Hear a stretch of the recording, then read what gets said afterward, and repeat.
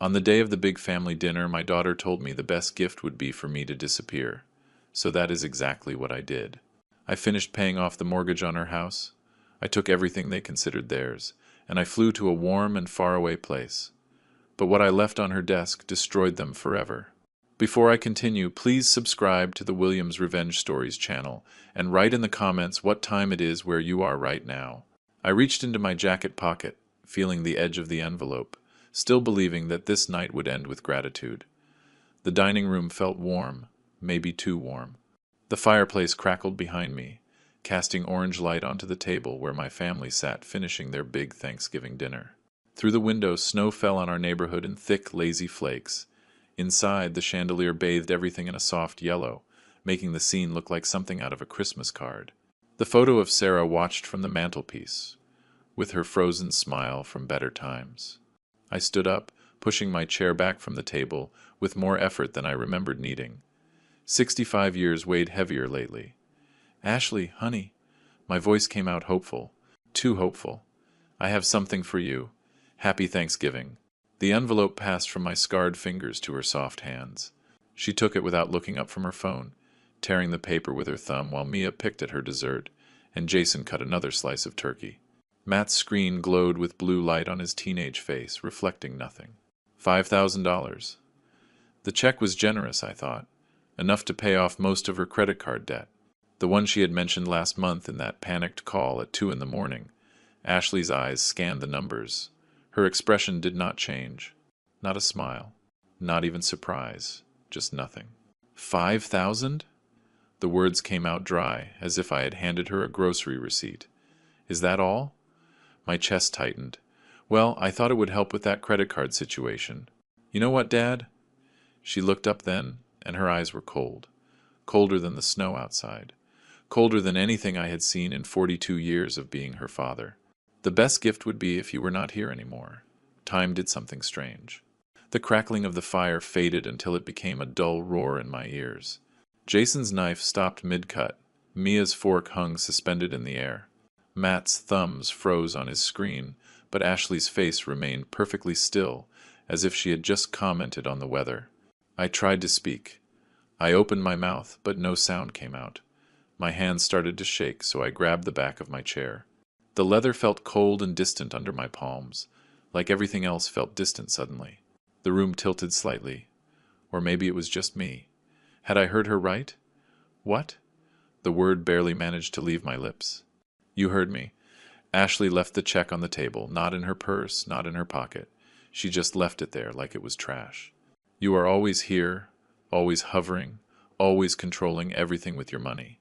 We cannot breathe with you around. The fire snapped. A log moved, throwing sparks. Ashley, maybe? Jason started, but his voice died the moment she turned her head. Shut up, Jason. She did not even look at him. Her eyes remained fixed on me. Dad needs to hear this. He needs to understand that we have our own lives, our own plans, and he is always in the way. Grandpa? Mia's little voice barely registered. 15 years of mortgage payments. 15 years of showing up when they called. Fixing what broke. Covering what they could not. The numbers started adding up in my head even as I stood there, watching my daughter explain why the world would be better without me in it. I just wanted to help, I said quietly. The word sounded weak, even to me. Help. Ashley laughed, but there was no humor in it. You wanted to keep us dependent, make sure we would always need you, that we would always have to come crawling back for money. Well, congratulations, Dad. It worked. We are trapped. Jason cut another piece of turkey, eyes fixed on his plate. Mia's face crumpled, but she remained silent. Matt navigated his phone as if nothing was happening. The check lay on the table between the serving platters, $5,000 that nobody wanted. My hands would not stop shaking. I looked around the table. Jason's avoidance, Mia's worry, Matt's indifference, Ashley's cold certainty. Everyone had been thinking this. Maybe not everyone, but enough of them. Long enough for Ashley to say it out loud during the family dinner, with the turkey still hot and the photo of my late wife watching from the other side of the room. What did you just say? My voice came from somewhere far away. About me being gone? I said what I said. Ashley crossed her arms. And you know I am right. When you are gone, finally we will be free. The house will be ours. Our money will be ours. Our lives will be ours. The fire crackled. The snow pressed against the windows. The light from the chandelier felt harsh now, exposing every crack in the facade I had built, every illusion I had maintained about what my family really thought of me. I pulled away from the table slowly, feeling every one of my 65 years in my knees, my back, my chest, where something tight and painful had taken root. I think I need some air. The words came out steady, which surprised me. Everything else was shaking. My hands, my vision, my understanding of who my daughter was, but my voice held. I turned toward the kitchen, away from the table, away from Ashley's cold eyes and Jason's cowardice, and from the check that represented 15 years of my life reduced to nothing. The kitchen door was only a few feet away, but it seemed like miles. Behind me, Ashley said something else, but the words blurred with the crackling of the fire and the beating of my heart. I walked into the kitchen, every step deliberate, leaving my family at the table with their turkey and their truth. The kitchen door closed behind me, muffling the dining room. The fluorescent lights hummed overhead, harsh and clinical, after the warm glow of the chandelier. I went straight to the sink, gripping the edge of the counter with both hands. The laminate dug into my palms. Outside the window, snow accumulated on the back fence, every flake adding weight. My reflection stared back from the dark glass, an old man with gray hair and confused eyes. I turned on the cold water, splashed my face. The shock helped, not much, but enough to pull me out of wherever I was drifting. She had said it. My daughter had really said the world would be better with me dead. I splashed more water, letting it drip from my chin into the sink full of bowls and dirty spatulas from the prep work. The smell of turkey mixed with dish soap, sweet and chemical. My hands found a towel. I dried my face mechanically. The door burst open. "Do not walk away from me!" Ashley's voice bounced off the tiled walls. She crossed the small space in 3 strides. She grabbed the sponge from the sink and started attacking the dishes with sharp, furious movements. Plates clattered. Water splashed. The sound was aggressive, deliberate. I turned slowly. "I needed a moment, Ashley. What you said was hurtful. Hurtful." She laughed without humor, scrubbing harder. "You want to talk about pain? Try living in your shadow for 40 years. Try having a father who thinks every dollar spent is a chain around your neck. That is not." I started, but she interrupted me. "I have spent my entire adult life hearing about your sacrifices. The house, the bills, the kids' school supplies, the car repairs, everything you have done for us. Over and over, as if we had asked you. If you asked." My voice came out calm, firm. "Every time you called at 2 in the morning because the heating broke. Every time Jason lost another job and you needed help with the rent. Every time. We needed help because you made sure we would need it." The sponge flew back into the sink with a wet slap.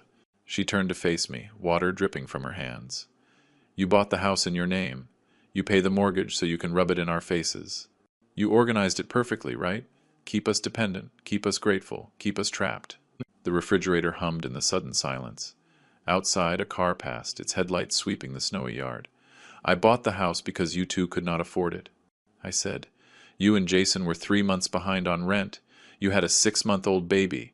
What was I supposed to do? Let us figure it out ourselves." Her voice rose. "Maybe we would have been fine. Maybe we did not need you to come save us. But you could not stand that, could you? You needed to be the hero. You needed us to owe you." She stepped closer, and I saw something in her face I had never seen before. It was not anger. It was not frustration. Something harder. Something that had been brewing for years while I was too busy paying bills to notice. Her finger tapped my chest. Once. Twice. Every tap punctuated her words. "You wanted us to be dependent." I backed against the counter. "Ashley, that is not true. I wanted to help my daughter raise my grandkids in a safe place. Or you wanted to make sure we could never leave." Another tap. "Make sure we would always be here, under your control, needing you. Because what would you be without us needing you, Dad? Just a lonely old man in an empty house." The words hit harder than her finger. I raised my hands, not in defense, just in surrender. "Is that really what you think?" "After everything, I think." She paused, breathing hard. The anger on her face shifted to something else. Something that looked almost like pain, but harder. I think you need to hear this. Mom would have wanted you to hear it. Do not. My voice came out sharp. Do not bring your mother into this. Why not? She knew. She knew you were like this. Controlling. Always needing to be the center of everything. Always making everything revolve around your sacrifices. Your mother. I stopped. I swallowed hard. Your mother would be ashamed to hear you speak like this. Ashley's face turned red. Do not you dare bring Mom into this. She left because of the stress you caused her, always working. Always absent. Always. That is a lie. My voice remained calm, but something in it made her stop.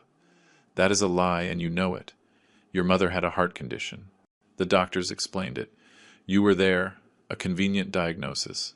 Ashley crossed her arms. A very convenient way to avoid responsibility. The kitchen felt smaller. The fluorescent lights hummed louder. I could hear my heart beat in my ears, feel the edge of the counter digging into my back. Why are you doing this? I asked. What did I do that was so terrible? Loved you, provided for you, tried to give my grandkids the stability that you never. We want to move. The words came out fast, as if she had been holding them back. Jason and I.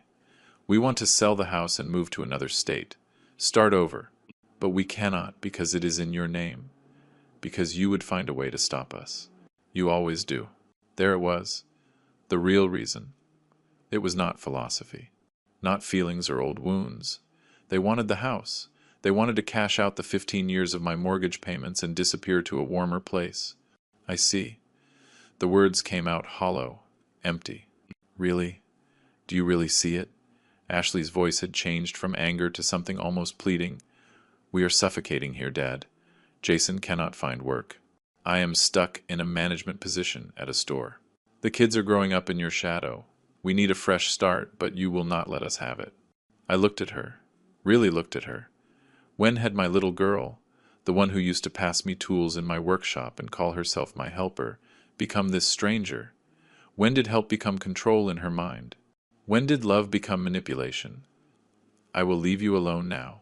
I pushed off the counter. I moved toward the door that led to the hallway of bedrooms. Yes, that is it. Run away. Her voice followed me. Sharp and cutting. Run away like you always do. You cannot handle the truth. So you hide. Just like with Mom, I stopped in the doorway, but did not turn around. My hand rested on the frame. The house. My house. The one I had invested 15 years in. Suddenly it felt like a cage, but I could no longer tell who was trapped in it. I walked into the hallway, leaving Ashley alone in the kitchen with the dirty dishes and the cold fluorescent light. I closed my bedroom door behind me and sat in the dark for a long time before turning on the lamp. The rocking chair by the window held me as it always did when sleep would not come. Outside. The city wore its winter coat. Snow fell beyond the streetlights. Occasional car lights cut through the darkness. The distant wail of a siren somewhere in the city. My reflection appeared like a ghost in the window glass. An old man alone with his thoughts. Time moved strangely. I watched the clock on the nightstand advance from 10 to 11, and then to midnight. My body craved sleep, but my mind would not stop replaying it all. The kitchen. The dining room. Ashley's cold eyes saying she wanted me out. Out. Dead. Actually, that is what she meant. When you are not here anymore. Not retired in a warm place. Not moved to a smaller place. Dead and buried so she could finally have her house, her freedom, her dream of starting over in another state. Around 1 in the morning I got up. My knees protested. Everything protested these days. I crossed to the bookshelf where I kept the things that mattered. Sarah's books. My old engineering manuals. And underneath everything, the leather-bound photo album. The leather creaked when I opened it, as if remembering every time I had sought comfort in these pages. The first photo showed Sarah in her wedding dress. In 1982, her smile was so bright it seemed to illuminate the faded color. My younger self was beside her. 23 years old and stupidly optimistic about everything that was to come. Next pages. Ashley as a baby, her little fist gripping my finger. Ashley as a child in the park, face full of joy as I pushed her on the swings. Ashley at 5 years old in my workshop, wearing one of my old hard hats that covered her whole head, passing me a wrench with such seriousness. I stopped at a particular photo. Sarah holding Ashley, maybe 3 years old, both laughing at something off camera. Sarah wore a yellow summer dress. That dress. She wore it for everything important. Ashley's kindergarten graduation, school plays, parent-teacher conferences. In the photo, Ashley looked at the camera with pure, uncomplicated love. When did it change? I ran my finger over Sarah's face, careful not to smudge the old print. Sarah's face in that photo. I whispered to the empty room. She was smiling, holding Ashley as a baby. Back then, Ashley looked at me like I was a hero. The question haunted me. When did Daddy become Dad and then a burden? Was it after Sarah died 8 years ago, leaving me alone to navigate Ashley's grief? Was it when she married Jason, when financial problems became the language of our relationship? Or was it gradual? A death by 1,000 small betrayals I was too busy to notice? I closed the album slowly, feeling its weight. My hands caught the lamplight, scarred, calloused, marked by decades of construction work. The burned scar on my right thumb from the incident with the torch in '98. The permanent calluses from gripping tools. The white line on the palm of my left hand where a sheet of metal had cut me deep during a high-rise project. Every mark told a story of provision. Every scar was a payment made. 15 years. 15 years of mortgage payments. I did the math that night, sitting in my rocking chair while the city slept. An average of $1,600 a month for 15 years. $287,000 in total, not counting the credit card bailouts. 3 of them that added up to another $18,000, not counting car repairs, emergency loans, the kids' school supplies, medical bills when Jason's insurance lapsed. None of it paid back, not even acknowledged. Apparently, just expected, worse than expected, resented. I thought of Sarah's words she had said so often I could hear her voice. William, do not let people mistake your kindness for weakness. She said it when contractors tried to underpay me. When neighbors asked for favors, they never returned. When Ashley started calling more often as an adult, but only when she needed something. I finally understood what she meant. Standing up, I walked to the window and leaned my forehead against the cold glass. The city stretched out below. Thousands of lights representing thousands of lives. People who probably also struggled with when to help and when to stop. When sacrifice became enabling. When love became a weapon used against you. I thought I was building a legacy. I told my reflection. Turns out I was building a prison for myself. But this is what Ashley did not understand. What Jason could not see. What maybe even I had not fully realized until tonight. I had not created their dependency to trap them.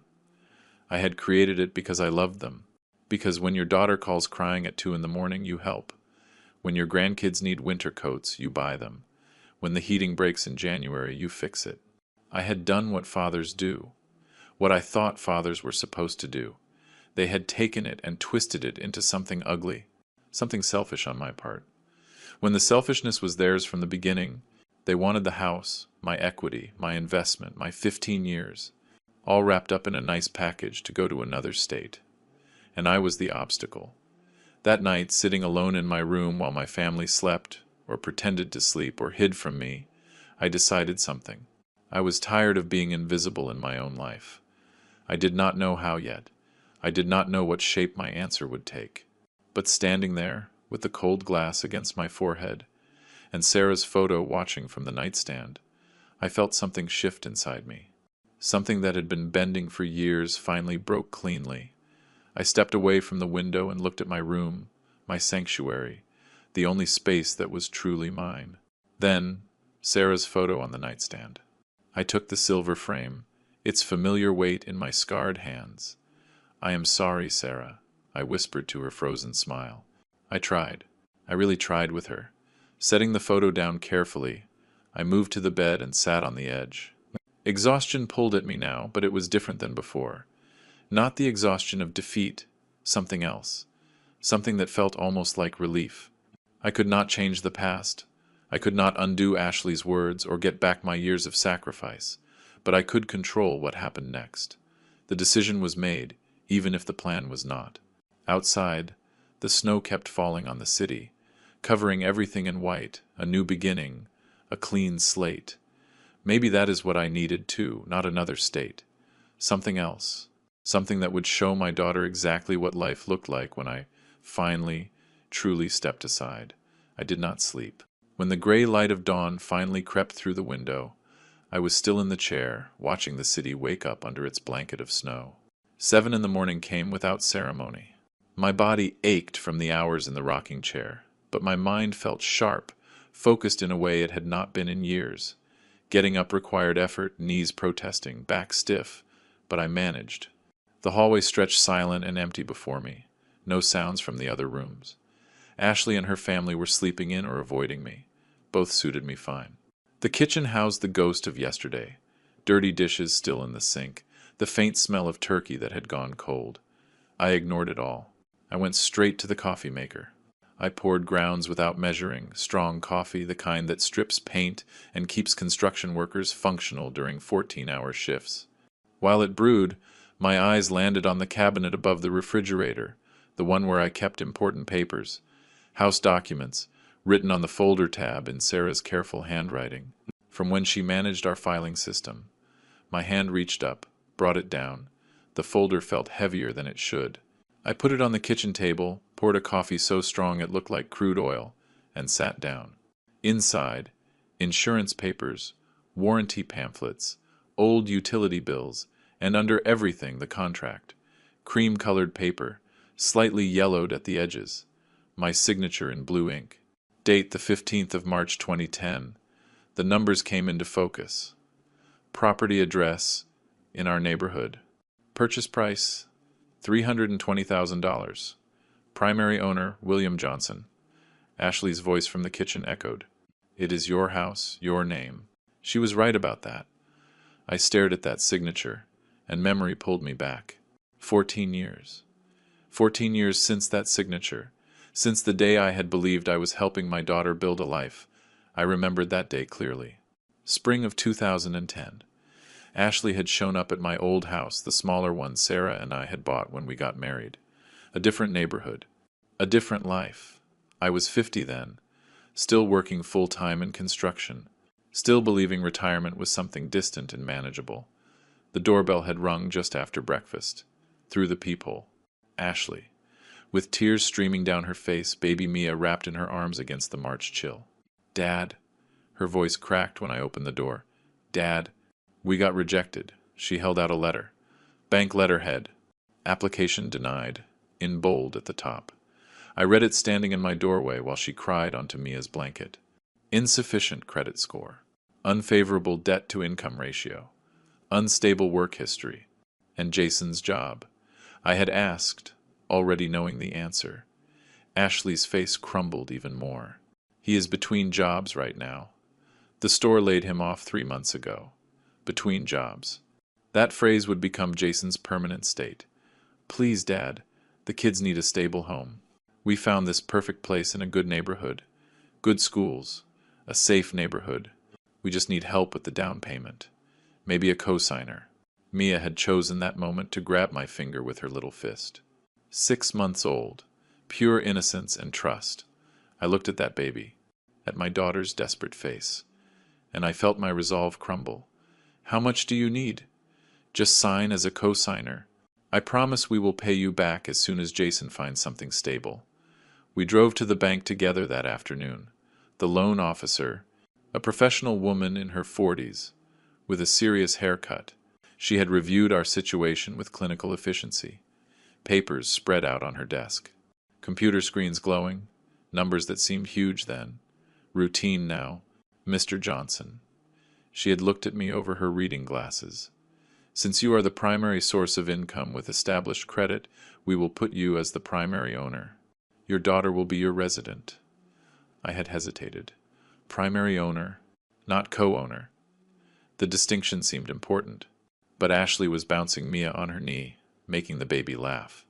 And I thought, what does it matter? Family takes care of family. Okay, I signed where she pointed. Family takes care of family. Ashley had hugged me tight when we left the bank. Mia squashed between us. Thanks, Daddy. You are the best. I promise we will make you proud. Daddy, that was the last time she called me that. The coffee had gone cold in my hand. I was back in 2024, sitting at the kitchen table, looking at that signature from a different life. The fine print of the contract suddenly seemed bigger, clearer than ever. Primary owner, William Johnson. Property address, in our neighborhood. Co-resident, Ashley Johnson and Jason. Mortgage term, 30 years. Monthly payment, approximately $1,600. I took out my calculator, the old big button one I used for construction estimates. 15 years of payments, 12 months a year, an average monthly payment of $1,600. The numbers added up cold and clear, $287,000. Not counting interest rate fluctuations, not counting the times I had paid extra when they fell behind on utilities, not counting the 3 credit card bailouts, which added another $18,000, not counting the emergency repairs on Jason's car that, somehow, always happened right before Christmas. I took a fresh sheet of paper from the drawer. I wrote it all down in neat columns, like I used to calculate material costs for building projects. Mortgage payments, $287,000. Credit cards, $18,000. Car repairs, $12,000. School supplies and others, $8,000. Emergency loans, $15,000. Miscellaneous bailouts, $9,000. Total, $349,000 over 15 years. Not a single dollar paid back. Not even acknowledged. Just expected, then resented, and finally used as a weapon against me. Jason's between jobs had become permanent unemployment. Ashley's promises to pay me back had turned into accusations of control. My help had become their prison. Somehow, I wrote on the notepad in capital letters, "The house is mine." Legally, completely. The words stared back at me. Ashley had said it like an accusation when she said, "Your house." But accidentally she had told the truth. It was my house, my name on the deed. My money and every nail and shingle, mine. Footsteps creaked upstairs. Someone was awake. I gathered the papers quickly, slid them back into the folder. I stood up. My legs felt steadier now. Purpose has a way of strengthening old bones. I walked back to my room, gripping the folder like a weapon. I passed the hallway mirror and saw myself. A 65-year-old man with gray hair and tired eyes, but standing straighter than I had in days. Behind me the house stretched out, my house, every inch of it earned, and ahead stretched a course of action I had not fully formed yet, but felt crystallizing with every step. The bedroom door closed behind me with a soft click. I put the folder on my nightstand, next to Sarah's photo. Her smile seemed knowing, almost approving. I had proof now, legal proof, financial proof, moral proof. If such a thing existed, what came next was just logistics. I needed professional confirmation of what I already suspected. The phone call from my room felt clandestine, which was ridiculous. It was my house, my decision, my right, but I kept my voice down anyway. Mark Rivera's number was on a business card kept in my wallet, slightly worn from years of carrying it. We had worked together 2 decades ago, when his firm handled contract law for the construction company. He had gone independent since then. Built a practice that allowed him to keep Saturday hours for friends in need. Mark Rivera. Mark, it is William Johnson. I need legal advice. I paused, choosing words carefully. Can you see me today? A brief silence. Then, William? Sure, buddy. What is going on? You sound? I will explain in person, please. Come tomorrow at 10. Does Saturday work for you? Perfect. I hung up before he could ask more questions. That gave me Friday to avoid my family and prepare what I would say. How do you explain to your lawyer that your daughter wished for your death, and that you plan to take everything back? The words did not exist yet, but I had 24 hours to find them. Friday dragged like a wounded animal. I stayed in my room most of the time. I made excuses that I was not feeling well. When Mia knocked on the door to ask if I wanted lunch, the child's voice sounded worried, which bothered me more than Ashley's continued silence. But I could not explain it, not yet, not to anyone. I spent the afternoon on my laptop researching local property laws, terms I had never needed to know before. Tenancy at will, month-to-month occupancy, primary ownership rights, eviction procedures. The legal language was dry as dust, but underneath it all was a simple truth. The person whose name was on the deed held the power. Period. Friday night I was awake again, not from pain this time, but from planning. Calculating, by dawn on Saturday, I had my strategy mapped out, 7:30 in the morning. I showered for the first time in 2 days. I put on good clothes, the charcoal trousers and the blue button-down shirt I had worn to Sarah's funeral. Respect for Mark's time, and maybe for the gravity of what I was about to do. I grabbed the folder and my wallet. The house was silent when I left. If anyone heard me leave, they did not come out to ask. From the neighborhood to downtown on the train took 30 minutes. I got on at the local station, found a window seat, and watched the city transform as we moved east. Residential blocks gave way to industrial zones, and then to the dense urban core where buildings scraped the sky and the Great Lakes stretched out like a steel mirror. The other passengers ignored me. Standard city train etiquette. A mother with 2 kids, a teenager with headphones, a man in a suit checking documents, all of us wrapped in our separate purposes, rushing underground toward whatever needed handling. The downtown stop dropped me 2 blocks from Mark's building. I came up to street level and was hit by the November wind coming off the lake, sharp enough to make my eyes water. I walked fast, folder tucked under my arm like classified materials. The building was all glass and steel, the kind that screamed success. Marble lobby, security desk with a board guard who waved me toward the elevators after I signed in, 28th floor. My ears popped during the ascent. The elevator opened to brass letters. Rivera and Associates. A small firm but quality. A receptionist who looked fresh out of college smiled professionally. "Mr. Johnson, Mark is expecting you. Go right ahead. Second door on the right." Mark's office had the view I expected. Floor-to-ceiling windows overlooking downtown. The Great Lake visible in the distance, with ice forming at the edges. The man stood up when I entered. 50 years old. Fit thanks to the regular gym. Hair turning a distinguished gray at the temples. We shook hands. His grip was firm, concerned. "William, sit down." He pointed to the leather chair across from his desk. "Want coffee? You look like you need it." "I am past coffee, Mark." I sat down, pushed the folder across the polished wood surface. "I need answers."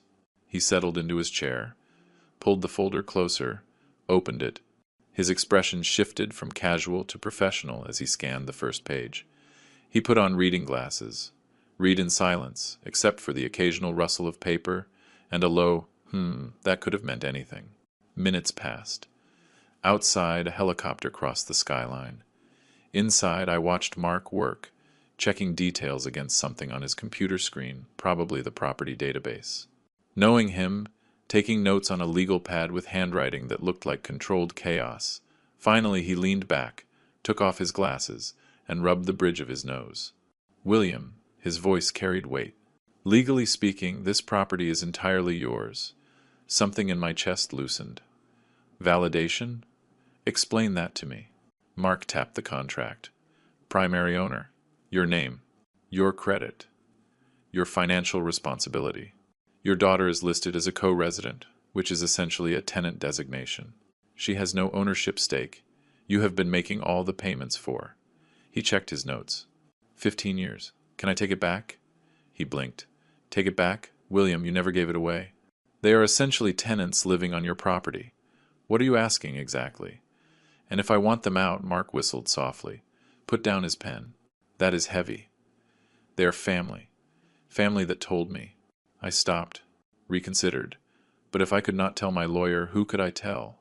Family that told me the best gift would be if I were not here anymore. My daughter said that, to my face during family dinner. The office went completely silent. Even the city noise, 28 floors down, seemed to stop. Mark stared at me. The professional mask slipped to show genuine shock. "She said that." Word for word, he picked up the pen again. Clicked it twice. A thinking habit I remembered from years ago. "Okay. You have every legal right to do this. Local law requires an eviction notice. Standard is 30 days without cause. Can I do it faster? They are month-to-month residents without a formal lease, correct?" I nodded. "Then technically you can give them as little as 14 days, 2 weeks. But William," he leaned forward, "are you absolutely sure? This is permanent. Family does not recover from something like this. I thought of Ashley's cold eyes, of Jason's passivity, of 15 years of being their safety net, then their scapegoat, and finally the corpse they desired. Surer than I have been of anything in a long time. Mark studied me for a long moment, then nodded once. All right, I will draft the notice. It needs to be formal, in writing. Specify the date they must vacate. Where will you be during all this? Somewhere warm. I had not thought it through completely, but the words felt right. Away from all this cold. Away from everything. An island? A tropical place? Something like that. He turned to his computer, fingers flying over the keyboard. The printer came to life behind him. I am drafting it now. You will have to deliver it personally or have it sent by certified mail. Make sure to document everything. Dates, times, witnesses if possible. I watched the printer spit out pages, legal language that would cut 15 years of obligation. A 2-week notice that would free me from 3 decades of being the family bank. Mark signed at the bottom. Slid it across the desk. I will keep this until you are ready to deliver it. Once you serve this, there is no going back. They will have 14 days from receipt to vacate the premises. I took the envelope, felt its weight. Light as paper, heavy as consequences. Thanks, Mark. Do not thank me yet. He stood up, came around the desk. Put a hand on my shoulder. Just make sure you are ready for what comes next. Family wars get ugly fast. It is already ugly. We shook hands again. His grip conveyed something beyond professional courtesy. Respect, maybe. Solidarity among men who understood that sometimes walking away was the only option left. I walked to his office door, envelope in hand. The future secured in writing. Behind me, Mark called out. William, for what it is worth, I think you are doing the right thing. I turned, looked him in the eye. That makes one of us. But I was lying, standing there, in that 28th floor office, with the city spread out below and legal power in my hand. I felt surer than I had felt since Sarah died. Maybe surer than I had ever felt. The door closed behind me with a soft, final click. The train ride back felt different. I had legal certainty now, and an envelope in my coat pocket that would change everything. By the time I got to my neighborhood, it was almost noon. I had lunch at a small diner near the station. A coffee and a sandwich I barely tasted, trying to plan the next steps. Mark's envelope was in my inside pocket like a concealed weapon, loaded, ready. But one more thing had to be taken care of first. I got home at 2 in the afternoon. The house greeted me with a silence that seemed intentional. No sounds from upstairs, no TV noise. The kitchen counter had a note in Ashley's handwriting. Went to the outlet mall. Back tonight. Perfect. Hours alone. I took off my coat, hung it carefully. Walked to my room, put Mark's envelope in my nightstand drawer, under Sarah's photo. Then I went back to the living room, to the desk where my old computer gathered dust. The machine took forever to boot up, 5 years old, humming like it resented being disturbed. While it loaded, I prepared tea. A ritual. Calm. I sat in the desk chair and looked around the room. This house, my house, every mortgage payment in bricks and walls that they had taken for granted. My online banking loaded slowly. Password twice before it accepted me. Then, account summary. Pension account. $187,349. Enough. More than enough. I picked up my phone. Found the bank's customer service number on a statement from the house document folder. Dialed. An automated system greeted me. Thank you for calling the bank. For account information, press 1. For credit card services, press 2. I moved through the menu. Waited. Hold music. Generic jazz that was supposed to be soothing but just irritated. The clock on the wall ticked. My tea went cold. Outside, shadows lengthened as the afternoon wore on. 8 minutes later, a voice. Bank, this is Patricia. How can I help you today? Professional, kind, completely unaware she was about to facilitate my escape. I need information on my mortgage account. I recited the account number from memory. 15 years of payments. They had burned it into my brain. Of course, sir. Let me look it up. Can you give me your ID number and the answer to your security question? I gave her both. She verified my identity with practiced efficiency, keys clicking on her end. Then, all right, Mr. Johnson. I have your account here. How can I help you? What is my remaining balance? Your current mortgage balance is $43,127.89. The number hung in the air, $43,000. 15 years of payments. And that is what stood between me and total freedom. I want to pay it off. The words came out firm, decisive. Today, in full. A pause. Oh, wonderful. May I ask the reason for the early payoff? A standard script question she probably asked everyone. Personal. Of course. The process is simple. Once we receive the funds, it takes 24 to 48 hours to fully process. You will receive a mortgage discharge document. More typing. How would you like to make the payment? Online transfer from my pension account. She walked me through it. Opened a second browser window. Logged into online banking. Navigated to transfers. Set it up. From pension account to mortgage account. Amount. $43,127. My finger hovered over confirm. This was real money. Almost a quarter of my retirement savings. Once I clicked, there was no going back. But what was I saving for? To keep paying for a family that wanted me dead? To preserve resources for people who saw me as an obstacle instead of a father? I clicked confirm. Authentication screens. Security questions. Final confirmation. Transfer initiated. Funds will be withdrawn immediately and applied to your mortgage account. I have completed the transfer. I told Patricia. Excellent. I can see it processing now. Mr. Johnson, just to confirm, the property at that address in your neighborhood will be completely in your name as sole owner once this processes. That is correct. Just me. Congratulations on paying off your mortgage, sir. It is quite an accomplishment. Thank you. We exchanged pleasantries, and she hung up. I stared at the computer screen. The transfer confirmation showed. Pending 24 to 48 hours to complete. A ping from my email. Opened it. Your mortgage payment of $43,127 has been received and is processing. You will receive final documentation within 2 business days. I hit print. The printer came to life with a whine. Spat out the confirmation. I held it, reading and rereading. The words were simple, but they had a weight physical objects should not possess. Paid in full. Pending final processing.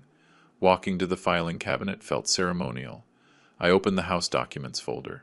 Slid the confirmation in with the original contract. Closed the drawer. Went back to the sofa and just sat there. Holding the printed page. Letting it settle. 15 years of payments. $287,000, total with interest. And in one afternoon, one phone call, one button click, I had taken back what was always mine. The house was mine. The control was mine. The power was mine. For the first time in years, maybe decades, I felt like I held the cards instead of being played. The afternoon sun poured through the windows, turning dust motes into floating gold. The house settled around me with creaks and sighs. Familiar sounds I had heard 1,000 times, but never really heard. They were my walls, my floors, my decision. I looked at the printout again. Property address. In my neighborhood. Owner. William Johnson. Mortgage. Paid in full. When Ashley had said your house like an accusation, she had inadvertently gave me the solution. She was right. It was my house. Legally, financially, and completely. She just never understood what that meant. A car door slammed outside. Distant. Probably a neighbor, but it snapped me back to reality. The family would return eventually. I needed to hide the evidence. Act normal. Wait for the right moment. I stood up, folded the printout, put it back in the filing cabinet, locked the drawer and put the key in my pocket. When I turned around, the room looked exactly the same as it had an hour ago. Nothing visible had changed, but everything had changed. I walked to the window, looked out at the neighborhood in the late afternoon light, snow melting slowly on the sidewalks. A kid riding a bike down the street. Normal life continuing while mine transformed completely. Another car door, closer this time. Voices. Ashley's sharp tone audible even through the glass. They were back. I smoothed my face into neutrality, checked my reflection in the window. The man staring back looked calm, composed. They would never guess what I had done while they were buying things they did not need with money they did not have. The front door opened. Footsteps. Shopping bags rustling. Mia's voice asking Jason something about dinner. I remained at the window, just another old man watching the world go by, waiting for night to fall.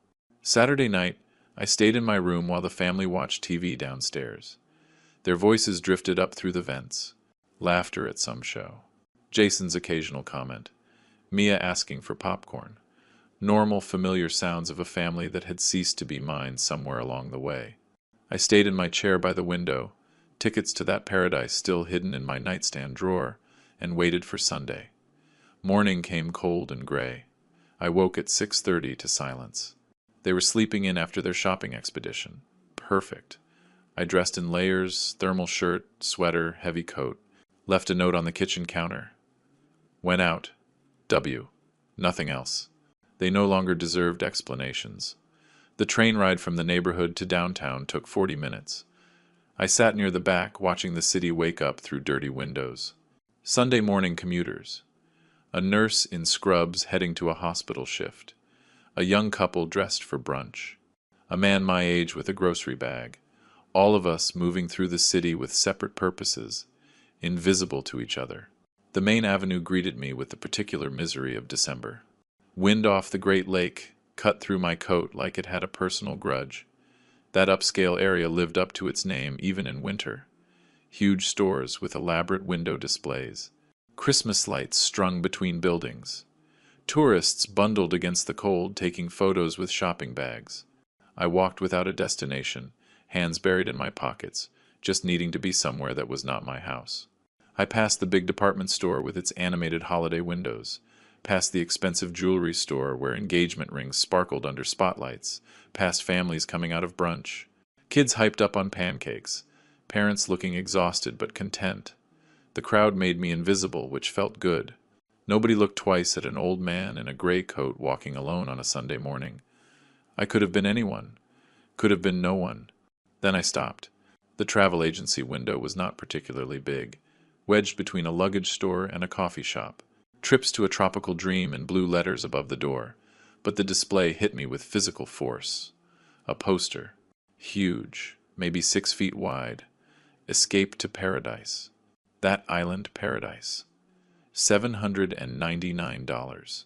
In bold yellow letters at the top. Below, a photo of the main beach at sunset. Turquoise water so clear you could see the sandy bottom. Golden sand stretching to impossible palm trees. The sky painted in oranges and pinks that did not exist in the city's gray December palette. A woman walking toward the waves. Back to the camera. Arms spread wide as if embracing the ocean itself. I stood there, on the main avenue, wind whipping me, staring at that poster like it was showing me a different planet. My reflection appeared in the window glass. Old man, tired eyes, gray hair, superimposed over tropical paradise. The contrast was almost funny. Almost, when was the last time I did something just for me? The thought arrived fully formed. No preamble. I could not remember. Years. Decades. Everything had been about Ashley. About the grandkids. About paying for their lives while mine remained on hold. Even Sarah's death had not freed me. It had just channeled the grief into giving more. More sacrifice. More believing they would eventually appreciate it. The price on the poster glowed. $799. I had $143,000 in my pension account. Simple math. 0.5% of my remaining savings for 2 weeks in paradise. Less than a rounding error. Less than one mortgage payment of the 15 years I had already spent. But something stopped me. Was this running away? Was it cowardice? Then I remembered Sarah's voice. Not from memory, but from a conversation we had had 20 years ago. Sitting on the back porch of our old house, drinking lemonade on a hot summer evening. William, she had said, someday when we retire, let's go to that paradise place. Just us. No obligations. No schedules. Just sun and ocean. We never went. There was always something. Ashley needed help. Money was tight. Sarah got sick. Always something. This is not escaping, I said aloud, surprising myself. A woman passing by glanced at me, old man talking to himself, and hurried on. This is what you earn when you finally stop letting people take. The decision crystallized. I pushed the door open. A bell chimed. Inside it was so warm my glasses fogged up. Tropical posters covered every wall. Dreamy waterfalls. Towering volcanoes. Dramatic cliffs. Steel drum music played softly from hidden speakers. The smell hit me. Coconut air freshener. Aggressive, but not unpleasant. Like the room was trying to convince you that you had already left winter behind. Behind a desk cluttered with brochures sat a woman in her 30s. Dark hair pulled back. Professional smile that turned warmer when she saw me. Good morning, looking to escape the cold. You could say that. I approached the desk, unzipping my coat. Tell me about that paradise. Her eyes lit up. Commission radar, probably. But also genuine enthusiasm. Our most popular package. 2 weeks on the main island. Beachfront hotel. Round-trip flights included. Activities. Car rental options. Everything you need. She pulled out laminated flyers, spreading them like cards. When were you thinking? How soon can I leave? She blinked. Fingers paused over the keyboard. Oh, let me check availability. Typing. Eyes scanning the screen. We have seats available. December 3rd. That is Tuesday. In 2 days. 2 days from making the decision to being on a plane. The speed felt reckless and perfect. Perfect. Book it. Wonderful. Her professional mask slipped to show genuine surprise. People usually needed to think. Consult. Spoos. Check. Calendar. Traveling solo? Yes. Just me. All right. Let me pull up our packages for the main island. More typing. More brochures. She walked me through the options. Basic hotel room. The $799 package. Upgraded beachfront room. Add $400. Ocean view suite. Add $800. Flight times. Early morning or afternoon. Car rental. Yes or no. Activity packages. Snorkeling. Helicopter tours. Dinners. Cruises. I chose without hesitation. Upgraded room. Morning flight. No car rental. I would walk or use rideshare. No activity packages. I would figure it out as I went, she calculated. Fingers flying over calculator keys. Upgraded room. Total comes to $1,947, including all taxes and fees. That includes round-trip flights. 14 nights at the beachfront hotel. It is right on the main beach. Incredible views. And airport transfers. I handed her my credit card, not the pension account one, keeping that separate. Smooth. Card disappeared into the machine. She made small talk while it processed. Weather in that paradise. Perfect always. Best restaurants. Endless options. Things to do. Beach. Mostly beach. Really, the beach is the goal. Receipt printer word. She handed me papers. Boarding pass. Hotel confirmation. A shiny folder labeled, Your Paradise Adventure. Tickets for Tuesday morning. Departing 9 a.m. from the airport. Arriving at our destination, 12:30 p.m. local time. Celebrating something special, she asked, stapling documents. I looked at her. Young, optimistic, probably went to that place once herself and never stopped talking about it. How could I explain I had spent 15 years paying someone else's mortgage? That my daughter wished me dead? That I had finally decided to stop being a doormat and start being a person? You could say that. I smiled. First genuine smile in days. A new beginning. Her answering smile was warm, uncomplicated. Well, congratulations, you are going to love it. The ocean is like nothing else. I walked out of the agency holding my papers like they were sacred documents. The bell chimed behind me. Outside, the December wind tried to rip the folder from my hands, but I held tight. 2 weeks. Main beach. Sun and ocean. And no responsibility. No Ashley. No Jason. No guilt.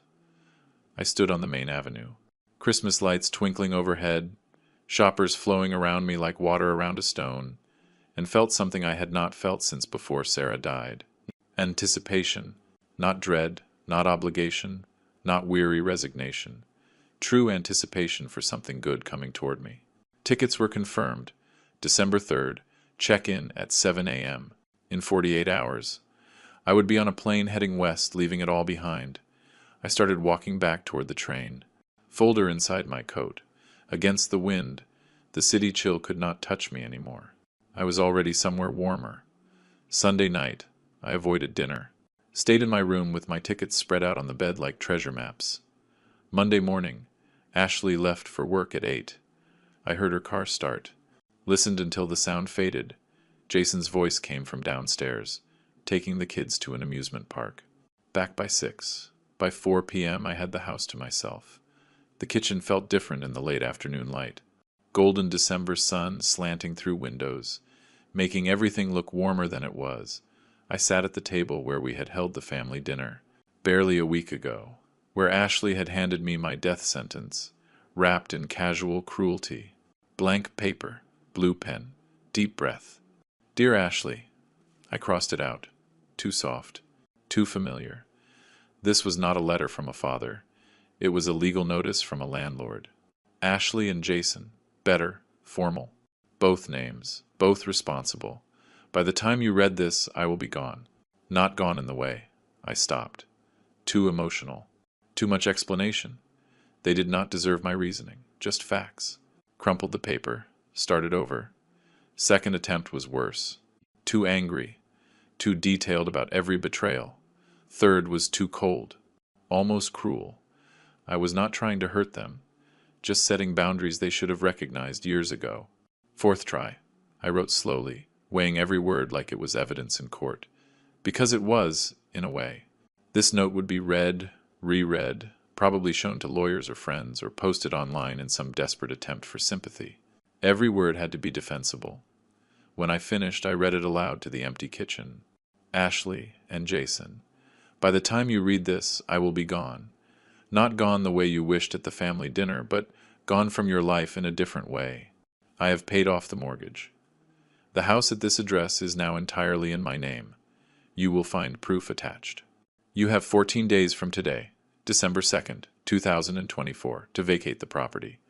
I will return on December 17th. If you are still here, I will proceed with legal eviction. This is not cruelty. It is consequences. You wanted me out. Now you are out, but on my terms, not yours. I have spent 15 years sacrificing for you, $287,000 in payments, countless hours of worry. And what did I get? A wish for my death. I am going to live my life now, the life I put on pause for you. Do not try to contact me. I will not answer. William Johnson. I read it 3 times. Every word felt right. Cold, maybe, but fair. The hardest part had been getting the tone right. Not angry, not sad. Just done. Finished. Final. I thought about adding something softer. A line about hoping they learned from this. A mention of Mia and Matt. How much I would miss them. But what for? They would not appreciate it.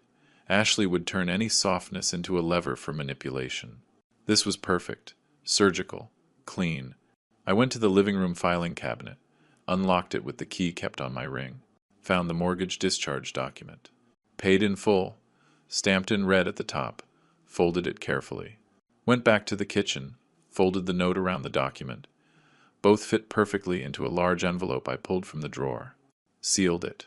Wrote on the outside in black marker. Ashley and Jason. Read immediately. Now, location. Counter. Too easy to miss. Fridge.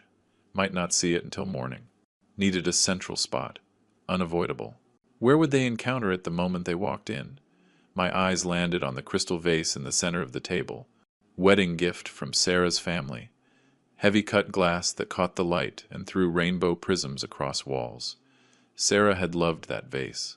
She had placed it there 20 years ago, kept it filled with fresh flowers every week until she got too sick. I lifted the vase carefully. Placed the envelope underneath. Lowered the vase back down. Its weight pinned the envelope perfectly. They would have to move Sarah's legacy to see their consequence. The symbolism was not lost on me. I stepped back. Checked from the doorway. Impossible to miss. Corner of the envelope stuck out from under the vase like a flag. Anyone walking into the kitchen would see it immediately. Perfect. My room looked like a staging area. Pulled the old blue suitcase from the closet, scuffed from decades of use. Still serviceable. Opened it on the bed. Packing felt ceremonial. Every item chosen deliberately. Swim trunks. Bought 3 years ago for a pool party I never attended. 3 tropical shirts still in packaging, bought on impulse. Never worn. Too casual for an engineer's life. Shorts. Sandals. SPF 50 sunscreen. Sunglasses. A paperback. A Western book. 800 pages. I had always wanted to read, but never had time. Everything folded with precision, corners aligned. No wasted space. Old construction habit. Pack efficient. Max utility. Min bulk. Suitcase zipped with a satisfying sound. Finality. Set it by the bedroom door. Ready for 5 a.m. departure tomorrow. Next. Phone. Changed voicemail message. I am away. Do not call. I will contact you when I am ready. Practiced it twice before recording. Do not know if I am ready. When? Keeping control. Decision to reconnect would be mine. On my time. Set alarm. 5 am. Checked ride-share app. Airport ride. Scheduled 5:45 a.m. Confirmed. Check tickets. Flight 1204. Airport to our destination. Departs 9 a.m. Gate C24. Check-in opens 7 a.m. 2 hours was plenty of time. All set. Sat on edge of bed, looking at packed suitcase, thinking about envelope waiting in kitchen. Tomorrow morning Ashley would come down for coffee. See crystal vase. See envelope. Lift vase with irritation at something blocking table center. Then read it. Tried to imagine her face. Shock. Disbelief. Rage. Panic when realization hit that this was non-negotiable. Could not be fixed with tears or promises or manipulation.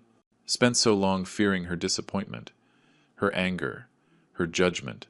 Now felt nothing. Not satisfaction. Not revenge. Not even sadness. Just clean, clear sense of boundaries finally drawn. Window showed darkness. Falling. 5:30 p.m. Jason and kids would be home soon. Heard their car in driveway, doors slamming. Kids' voices coming through front door. Mia yelling something about dinner. Jason's reply lost in general noise. Stayed in my room. Did not go down. Let them wonder where I was. If I was even home. Tomorrow morning they would have their answer. Tomorrow morning everything changed. Looked at Sarah's photo on nightstand. Smile captured 3 decades ago. Always young, always knowing.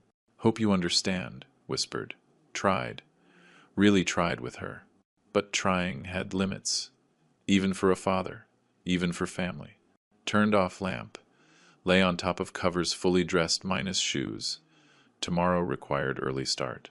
But sleep seemed impossible. Too much adrenaline. Too much anticipation. Too much of everything repressed for 15 years finally finding release. House settled into night routine around me. TV sounds from downstairs. Kids arguing over something. Jason's ineffective attempts to mediate. Normal, familiar sounds of family about to be left behind. In 12 hours I would be gone. In 14 hours they would know. In 16 hours I would be at 35,000 feet over country, heading toward ocean that had waited decades for me to finally arrive. Alarm-pierced darkness at 5 a.m. Silenced it immediately. Old construction habit. Wake on first ring to avoid disturbing others. Ironic now, given disturbing them was exactly intention. Dressed in dark. Jeans, t-shirt, jacket. Comfortable clothes for long flight. Hands found every item by memory. House breathed around me. Old wood settling. Furnace clicking on. Particular pre-dawn silence when everyone sleeps. Grabbed suitcase from where it waited by door. Paused in doorway. Listening, down hall. Jason snoring, thick, rhythmic. Sound of man who never lost sleep over anything important. Beyond that, nothing.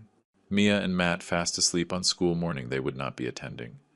Ashley silent in whatever dreams she had. Stairs creaked despite care. 3rd step. 7th step. 10th. Knew exactly which ones sang, avoided them anyway. Old habit. Sneaking out for early shifts without waking Sarah. Now sneaking out to freedom. Kitchen threshold. Stopped. Crystal vase caught ambient streetlight, throwing faint prisms on table. Envelope underneath remained undiscovered, waiting like landmine. One more sleep cycle separated Ashley from detonation. Could have left it elsewhere. Could have texted after landing. Could have done it thousand softer ways.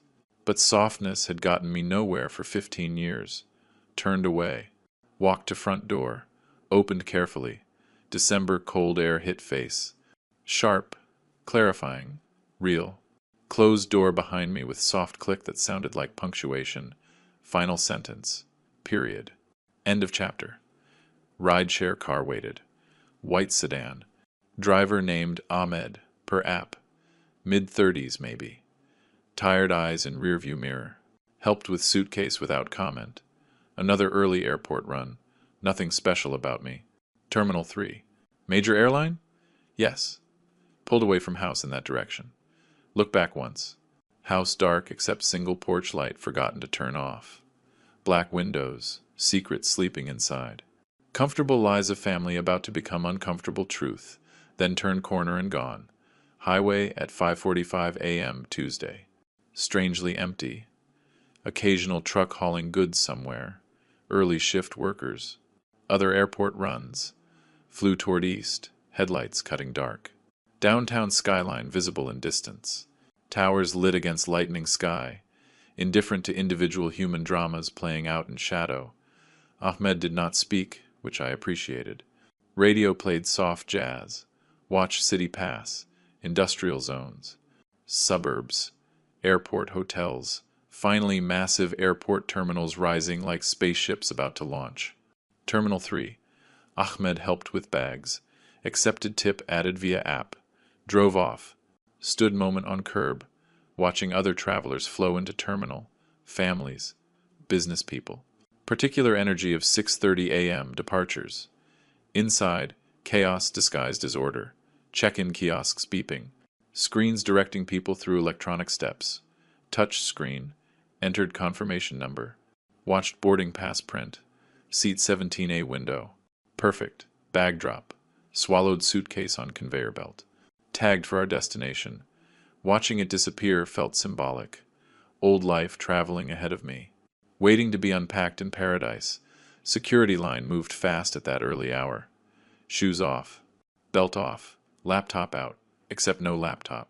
Just carry on with book. Sunscreen. Wallet. Phone. Walk through metal detector. No beep. No secondary check. Just another traveler among thousands. Gate C-24. Arrived 7:15. Ridiculously early for 9 a.m. flight. Bought overpriced coffee. $6.50 for burnt airport brew. Sat in uncomfortable chair designed to prevent sleep. Watched other passengers gather.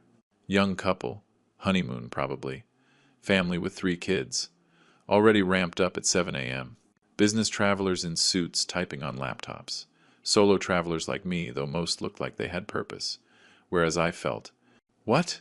Liberated, escaped, reborn, all of above. Phone remained silent in pocket. 8 a.m. hit. 8:15, 8:20, 8:30. Started. First buzz. Ashley Mobile on screen. Watched it vibrate. Let it go to voicemail. 8:33. Again. Ignored. 8:34. 8:35. 8:37. Continuous. Relentless. Desperate. Placed phone face down on thigh.